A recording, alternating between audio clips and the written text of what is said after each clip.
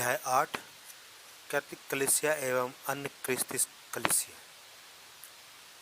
प्यारे बच्चों, आज का पाठ पढ़ने से पहले आइए हम पवित्र आत्मा को अपने बीच उपस्थित होने के लिए प्रार्थना करें, ताकि हम जो कुछ भी सीखें समझें उसे अपने जीवन में अपने जीवन में उतारें। साथ ही साथ जो भी ज्ञान हम प्राप्त करें वो दूसरों के साथ हम साझा कर सकें, दूसरों को हम बता सकें। साथ ही साथ अपने सोच विचारों को एक सार्थक रूप प्रदान करें, एक पॉजिटिव डायरेक्शन प्रदान करें। इसके लिए हम विशेष प्रार्थना करें। आमीन। प्यारे बच्चों, कैथलिक कलीसिया जिसका आधार प्रभु यीशु क्रिस्त है। कैथोलिक एक ग्रीक वर्ड है जिसका मतलब यूनिवर्सल यानी सार्वभौमिक या सार्वत्रिक माना जाता है।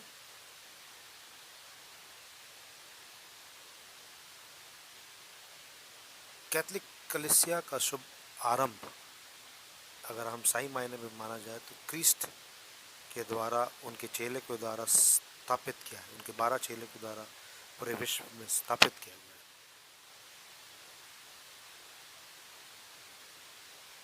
इसी संदर्भ में और जानकारी प्राप्त करने के लिए हम आइए इस पाठ के बारे में समझें।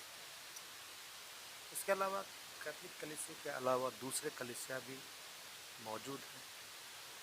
वह भी क्रिस्त के शरीर है। वो भी क्रिस्त को मानते हैं, वो भी क्रिस्त बाइबल को मानते हैं, वो भी क्रिस्त के बताए हुए मार्ग पर चलते हैं।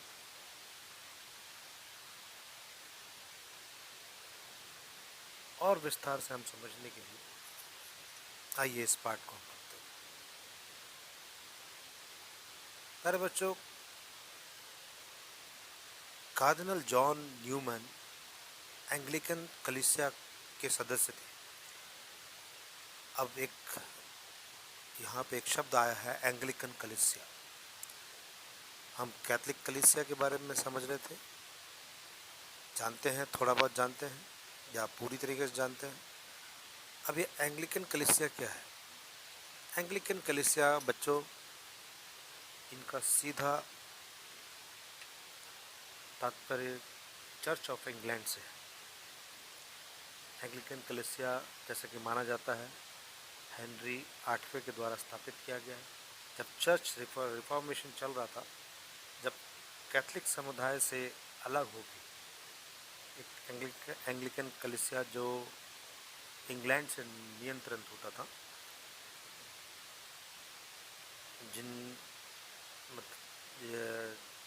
हेनरी 8वें के द्वारा स्थापित किया गया कलीसिया माना जाता है।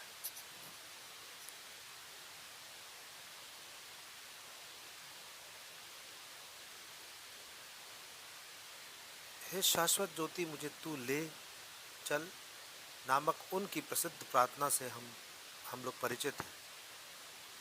कार्डिनल जॉन न्यूमैन, जो कि काफ़ी विख्यात व्यक्ति हैं, कई सालों के विचार विमर्श के एवं प्रार्थना के बाद सन 1845 में उन्होंने कैथलिक विश्वास को अपनाया था। पहले वह एंग्लिकन कलीसिया के सदस्य थे। पवित्र बलिदान एवं करुणा के संस्कार कहलाने वाला पाप स्वीकार के कारण वे कैथलिक कलीसिया की ओर आकर्षित हो गए। जैसा कि हम जानते हैं, कैथलिक कलीसिया में पाप स्वीकार का एक बहुत ही बढ़िया संस्कार है, जो एक मानव को नवीनीकरण की ओर ले जाता है, पश्चाताप की ओर ले जाता है और एक सही मनुष्य बनने में मदद करता है।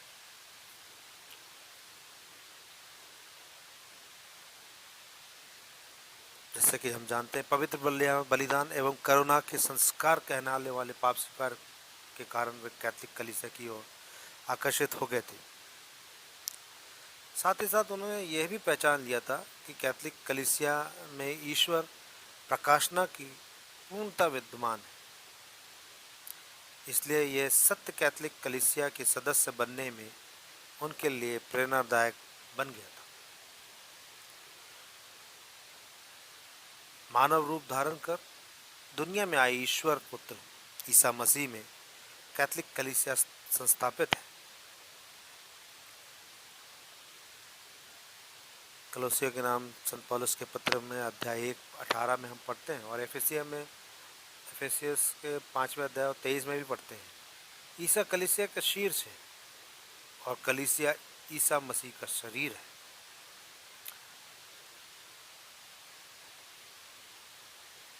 प्रभु मसीह के शरीर के रूपी कलीसिया का विकास प्रेरितों के शिक्षाओं पर संस्थापित विविध कलीसियाएं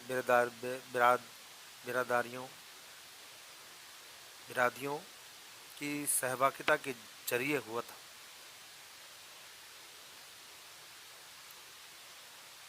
इन प्रांतीय कलीसियाओं को संत पौलुस रोम की कलीसिया, कोरिन्थ की कलीसिया, अंताकिया की कलीसिया आदि के नाम से पुकारते हैं। जैसा कि हम बाइबल में संत पौलुस के पत्रों में हम पढ़ते हैं, वो कभी कुरिन्थ को संबोधित करते हैं, कभी अंत्योकिया को कलीसिया को संबोधित करते हैं।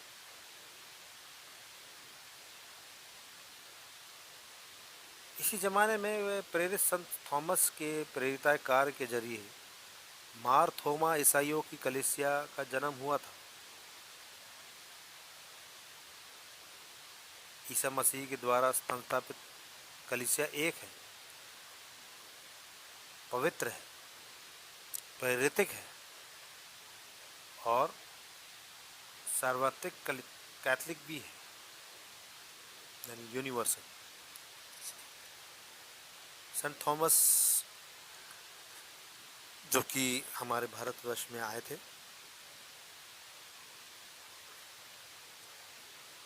और संत बार्थोलोमा वो भी हमारे भारतवर्ष में आए थे। इस कलीसिया की शिक्षा को से विभिन्न भ्रांत सिद्धांतों एवं उनके द्वारा हुए विभाजनों के कारण कैथोलिक कलीसिया से अलग होकर स्वतंत्र कलीसिया के रूप में अन्य कलीसियाओं का उदय हुआ था। पवित्र कैथोलिक कलीसिया की मुख्यतः 4 विशेषताएं: एक, पवित्र, पहला है एक, दूसरा पवित्र, प्रेरितिक एवं सार्वत्रिक, यूनिवर्सल।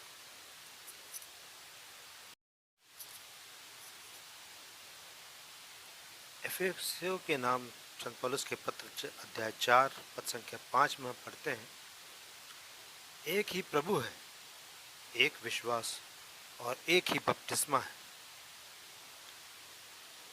प्यारे बच्चों, ईश्वर एक है। ईश्वर के एकलौता पुत्र द्वारा संस्थापित कलीसिया भी एक ही है। वह मसीह का आध्यात्मिक शरीर है।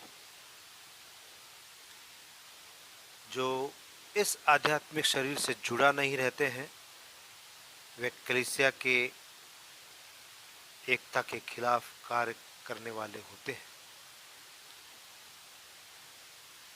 कैथोलिक कलीसिया मसीह के द्वारा संस्थापित कलीसिया है, ये हम तो मानते हैं, जिसके कोने का पत्थर स्वयं ईसा मसीह है और जिसकी नींव प्रेरित गण ही है।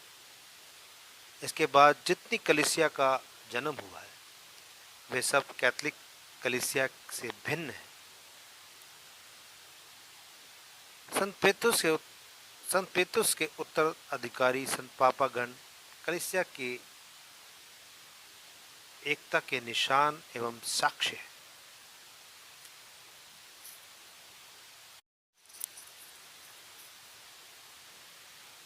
कलीसिया पवित्र है।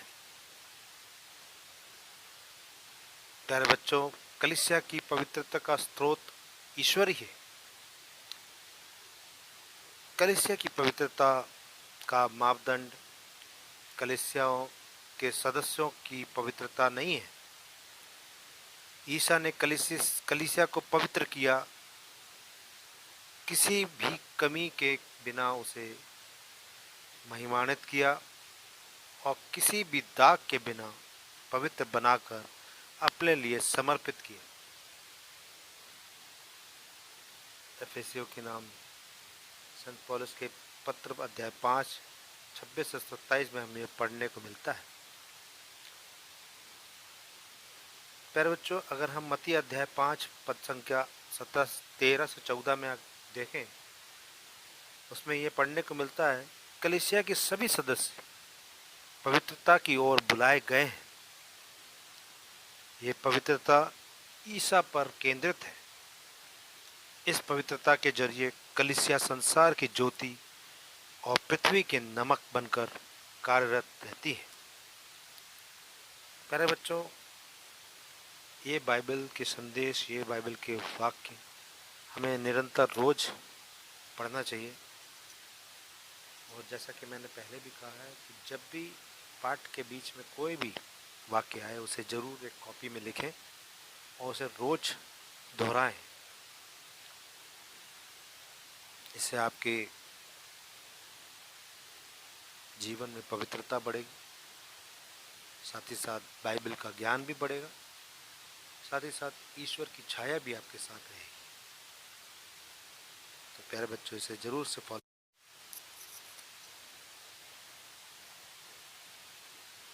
कलीसिया प्रेरित है। क्या प्यारे बच्चों, कलीसिया प्रेरित है, इससे आप क्या समझते हैं? अगर हम एफेसियों के नाम संत पौलुस का पत्र अध्याय 2 पद संख्या 20 से 22 तक हम पढ़ें तो हमें ये समझने को मिलता है, आप लोगों का निर्माण उस भवन के रूप में हुआ है जो प्रेरितों तथा नबियों के नींव पर खड़ा है और जिसका कोने का पत्थर स्वयं ईसा मसीह है। उन्हीं के द्वारा समस्त भवन संगठित होकर प्रभु के लिए पवित्र मंदिर का रूप धारण कर रहा है। यानी कलीसिया को पवित्र मंदिर का रूप प्रभु यीशु मसीह दे रहे हैं। प्रेरितों की नींव पर संस्थापित होने के कारण कैथोलिक कलीसिया प्रेरित है।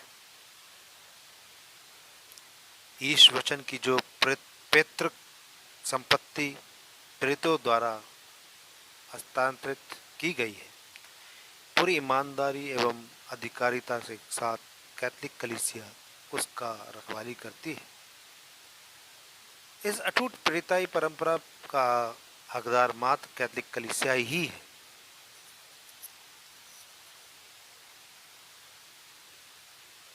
कलीसिया सार्वत्रिक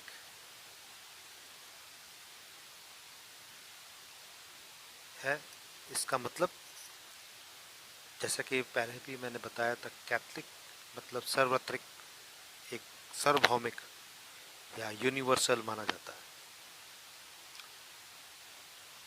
ईश्वर के पुत्र इसलिए मनुष्य बन गए थे कि सब लोग को मुक्ति प्रदान करें। जैसा कि कैथोलिक शब्द का अर्थ है सबके लिए, सार्वभौमिक। कैथोलिक शब्द का तात्पर्य सार्वत्रिक भी है। ये विश्व की एकता, सार्वत्रिकता है जो जाति, वर्ग, वर्ण आदि को लांघ जाती है। यानी कि कोई भी जाति इसमें नहीं मानी जाती, ना ही किसी वर्ग को माना जाता है या किसी वर्ण के बारे में माना जाता है। सब एक।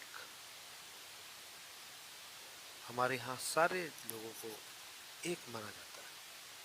सारा मानव जाति के लिए एक दैत्य से ईसा मसीह द्वारा भेज जाने के कारण कलीसिया कैथोलिक है। कैथलिक कलीसिया कलीसियों का सम्मेलन।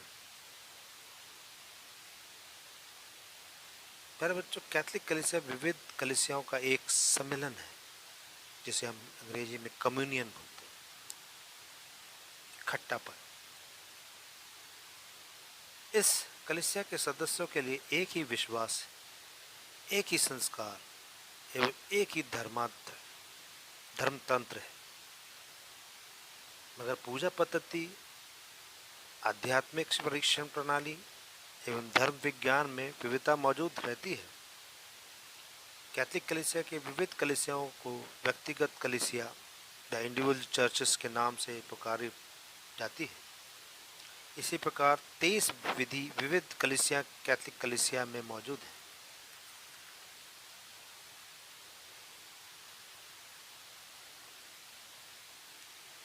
अन्य क्रिस्ती कलीसिया।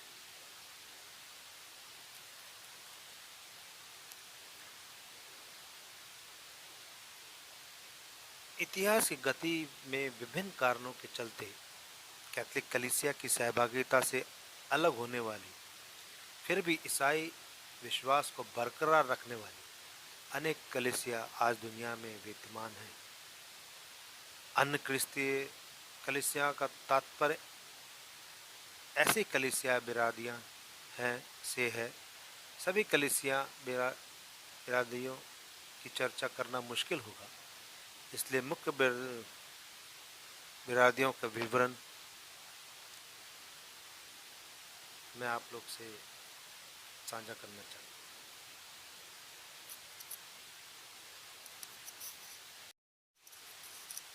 पहला ओरिएंटल ऑर्थोडॉक्स कलीसिया।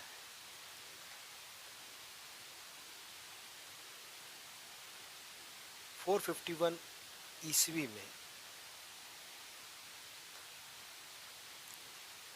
451 ईस्वी में कलसिदोनिया में हुई महासभा के क्रिस्त विज्ञान संबंधी फैसलों के नकारते हुए कलीसिया की सहभागिता से अलग हुई कलीसियाएं बिरादरियों का समूह साधारण रूप से ओरिएंटल ऑर्थोडॉक्स कलीसिया के नाम से जाना जाता है। याकूब बुरादाया नामक 6वीं सदी एक सन्यासी ने इन कलीसियाओं को संगठित कर उनकी अगुवाई की थी। याकूब की अगुवाई स्वीकार करने के कारण ये लोग याकूबाई के नाम से पुकारे जाते हैं। इस समूह में मुख्य रूप से अंतियोकिया, अलेक्जेंड्रिया, आर्मेनियाई, असीरियाई आदि 4 कलीसियाई बिरादरी मौजूद है।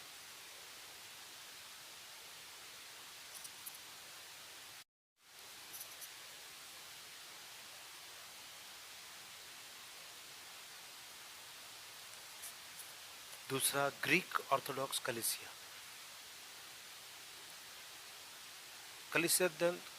कलिसिदोनिया महासभा 451 से लेकर 11वीं सदी तक कलीसिया के विश्वास का युग था। सभी व्यक्तिगत कलीसियाओं के स्वशासन की स्वतंत्रता थी।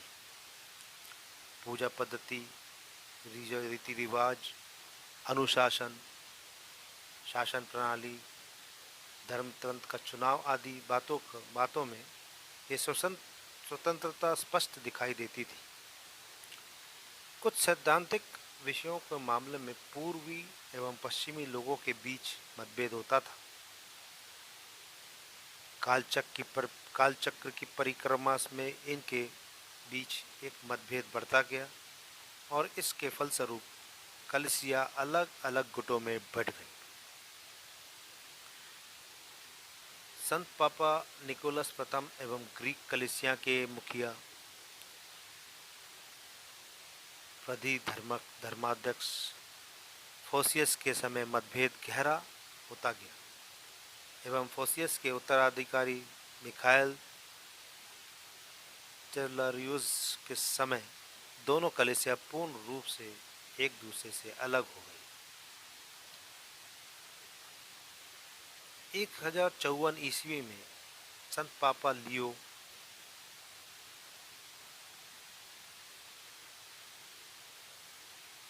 उन्नीस के प्रतिनिधियों ने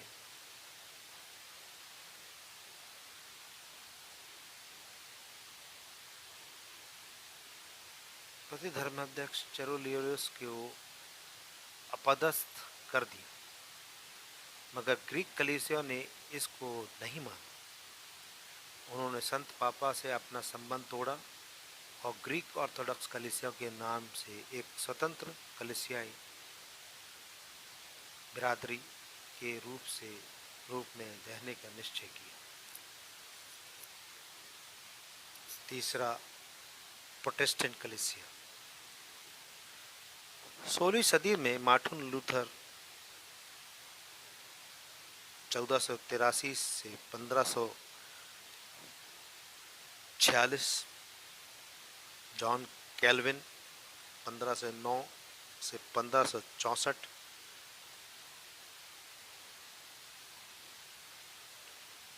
उल्रिक स्वेंगली 1484 से 1531 आदि लोगों के नेतृत्व में यूरोप की कैथोलिक कलीसिया में जो फूट पड़ गई थी, उसी से प्रोटेस्टेंट कलीसिया का उदय हुआ था।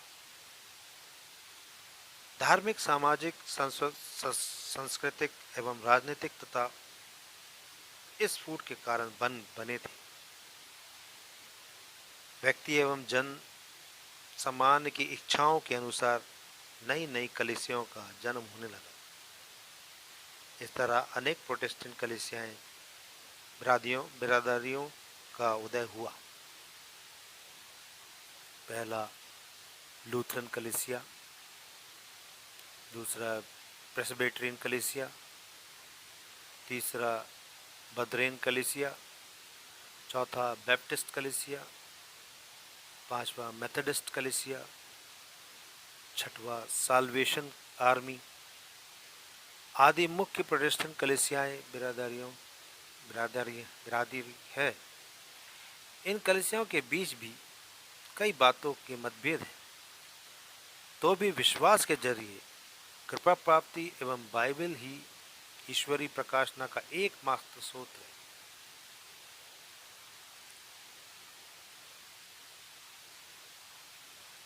सम्राट हेनरी 8वें के नेतृत्व में इंग्लैंड में एंग्लिकन कलीसिया का भी उदय हुआ था। पर बच्चों,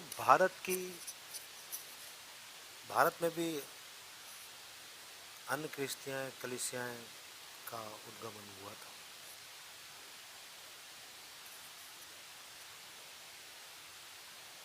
उनमें से कुछ मुख्य के बारे में हम पढ़ते हैं। पहला, मलंकरा सीरियन ऑर्थोडॉक्स कलीसिया।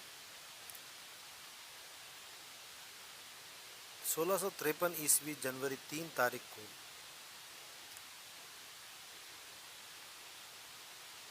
कानून कुरिश सत्यम यानी क्रूस को साक्षी मान कर ली गई प्रतिज्ञा के जरिए मार्थुमा नसरानी यानी संत थॉमस ईसाई लोगों के बीच में भी फूट पड़ गई। जो कैथोलिक कलीसिया से अलग हुए थे, उन लोगों ने 1665 ईस्वी में केरल पहुंचे अंताकिया के याकूबियाई कलीसिया के धर्माध्यक्ष मार ग्रेगोरियस के जरिए अंताकिया की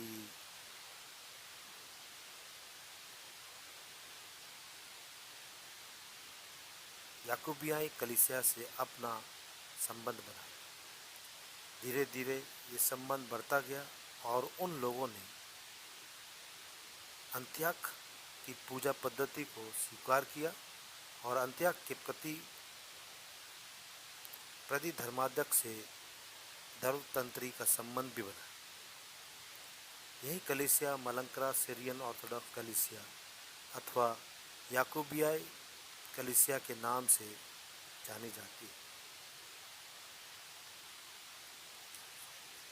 दूसरा, मलंकरा ऑर्थोडॉक्स सीरियन कलीसिया।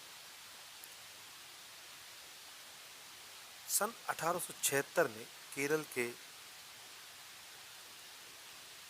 मुरतुरुत में अंत्याक के प्रति धर्माध्यक्ष पेत्रुस तृतीय के नेतृत्व में एक महासभा का आयोजन हुआ और महासभा के जरिए नए सांप्रदायिक और सदस्यों ने अंत्याक की कलीसिया की अधीनता स्वीकार की, मगर नए संप्रदाय के एक गुट ने इसका विरोध किया और धर्माध्यक्ष मार दिवानिसियोस के नेतृत्व में 1912 में एक नए धर्माध्यक्ष प्रांत का स्थापना की। इसके साथ याकूबियाई कलीसिया से फूट पड़ी। जो लोग अंत्याक के प्रति धर्माध्यक्ष का समर्थन कर रहे थे वे मलंकरा सीरियन ऑर्थोडॉक्स कलीसिया के नाम से जाने लगे और जिन लोगों ने धर्माध्यक्ष मार देवंदियोस के समर्थन किया वे मलंकरा ऑर्थोडॉक्स सीरियन कलीसिया के नाम से जाने लगे। विश्वास, पूजा पद्धति और रीति रिवाज में इन लोगों के बीच कोई भी फर्क नहीं है।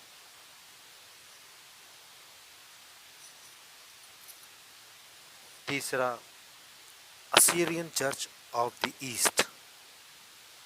सन 1874 मार थोमा ईसाइयों का एक गुट ने कैथोलिक कलीसिया की सहभागिता से अलग होकर नेस्टोरियन सिद्धांत के अपनाया और एलियास मेलोम के नामक एक फारसी धर्माध्यक्ष को अपना मुखिया बनाया।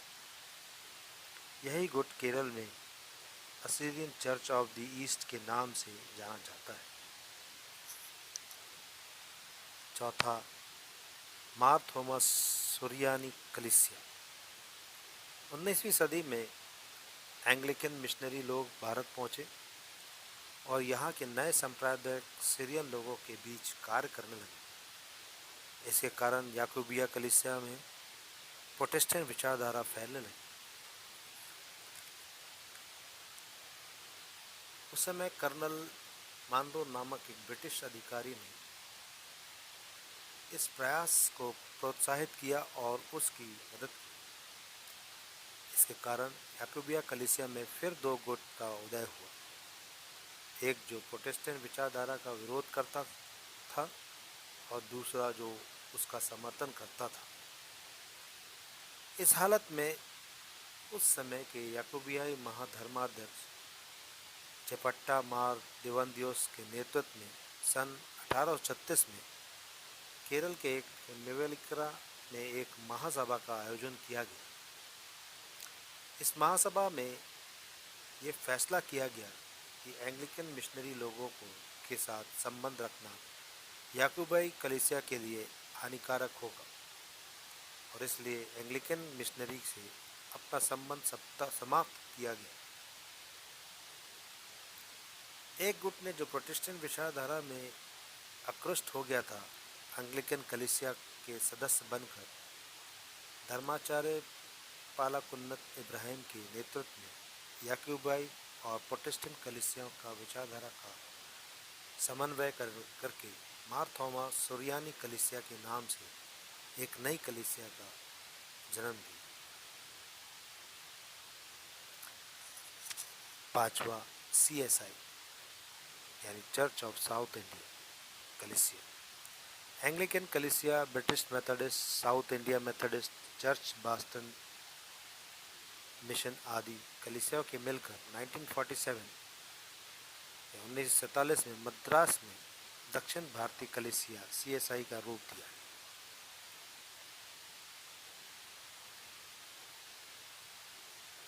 प्यारे बच्चों, ये कुछ महत्वपूर्ण कलीसियाँ जो भारतवर्ष में अन्य क्रिश्चियन कलीसियाओं के नाम से प्रस्तुत हुई।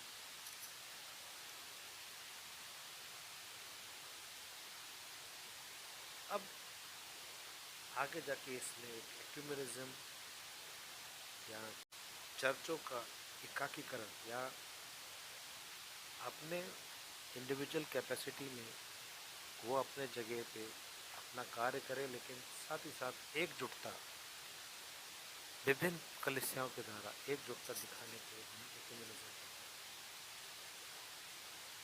एक्यूमेनिज्म एक प्रक्रिया है जिससे विविध कारणों के से कैथोलिक कलीसिया से अलग हुई कलीसिया एवं कैथोलिक कलीसिया के बीच एकता को बढ़ावा दी, आपसी सहमति बनाते, औपचारिक तौर पर विचार विमर्श करते हुए एकता की ओर अग्रसर होने का संकल्प लिया जाता है। अलग अलग रहने वाले कलीसिया को एकता में बांधना ईसा मसीह की इच्छा एवं जमाने की अपेक्षा भी है। विचारधारा की विविधता एवं सामाजिक या भावनात्मक कारण भी संपूर्ण एकता की राह में बाधाएं हैं। मगर एक्यूमेनिज्म एक ऐसा मंच है जहाँ उन बातों की खोज की जाती है जिससे आपसी सहमति बन जाए, एकता का बढ़ावा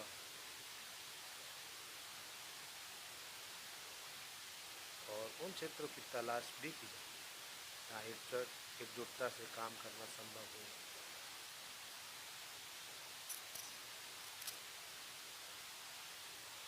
प्यारे बच्चों, अभी तक हमने दूसरे चर्चों के बारे में पढ़ा, एक्यूमेनिज्म के बारे में समझा। अब एक प्रश्न ये हमारे सामने आता है, हमें क्यों कैथोलिक रहना है?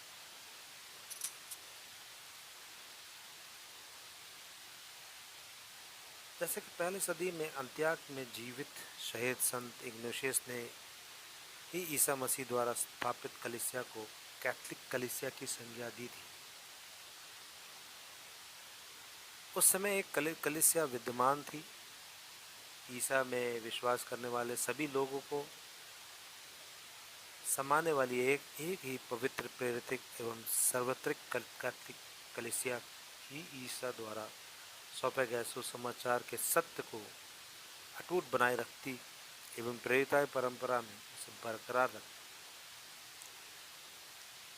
पेतुस रूपी चट्टान में ही ईसा ने अपनी कलीसिया का स्थापना की थी, जैसा कि हम मत्ती अध्याय 16 वचन के 18 में पढ़ते हैं। ये विशेषता मात्र कैथोलिक कलीसिया की ही एक संत पापा उसके मुखिया हैं और प्रेरितों की उत्तराधिकारी धर्माध्यक्षों के द्वारा इसकी अगुवाई की जाती है।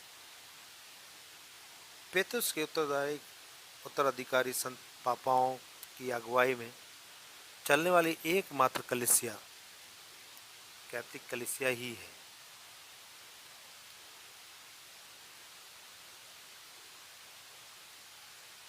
ईसा के पुरोहिताई एवं दैत्य कैथोलिक कलीसिया में ही अविरत बने रहते हैं। ईश्वरी जीवन के झरने कहलाने वाले संस्कार का भी कैथोलिक कलीसियाओं में यथावत अनुष्ठान होता है। इसलिए ईसा द्वारा प्रतिज्ञा की गई मुक्ति उसकी पूर्णता में इस कलीसिया के जरिए मनुष्य को हासिल होनी है। कलीसिया ईसा का रहस्यमय शरीर है और एवं ईसा इस कलीसिया के शीर्ष है। इसलिए ही इस शरीर के अंग ही शीर्ष से अपना संबंध बना सकते हैं। इसलिए ईसा मसीह द्वारा प्राप्त मुक्ति का संपूर्ण अनुभव पाना हो तो इस यथावत कलीसिया का सदस्य बने रहना अनिवार्य है। जय शु।